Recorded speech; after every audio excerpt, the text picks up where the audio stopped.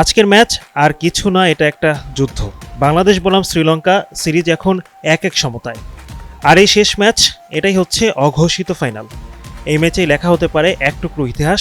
যদি জয় আসে তবে সেটা শুধু এক ম্যাচ যেতে হবে না, তা হবে শ্রীলঙ্কার মাটিতে প্রথমবার সিরিজ জয়ের ইতিহাস।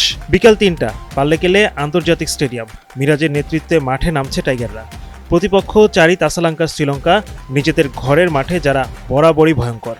এই সিরিজের প্রথম ম্যাচে বাংলাদেশ হেরেছিল 77 রানে, দ্বিতীয় ম্যাচে ফিরেছে দুর্দান্ত জয়ে, 16 রানে জয় তুলে নিয়েছে টাইগাররা। এখন সবকিছু নির্ভর করছে এই শেষ ম্যাচের উপর।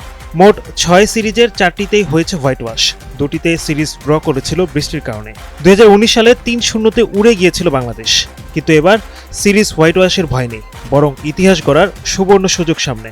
এদিকে ইনজুরি একটা বড় চিন্তার নাম। দ্বিতীয় ওয়ানডেতে ফিল্ডিং করতে গিয়ে চোট পান নাজমুল হোসেন শান্ত। তার খেলা এখনও নিশ্চিত না। শেষ মুহূর্তে যদি খেলতে না পারেন, দেখা যেতে পারে মোহাম্মদ নাইমকে।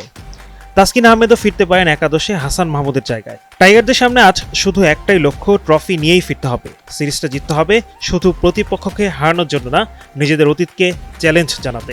এখন পর্যন্ত শ্রীলঙ্কার বিপক্ষে 59টি ওয়ানডে খেলে টাইগারদের জয় মাত্র 13টিতে। আজ জিতলে সেই পরিসংখ্যান বদলাবে, আর বদলাবে ইতিহাস।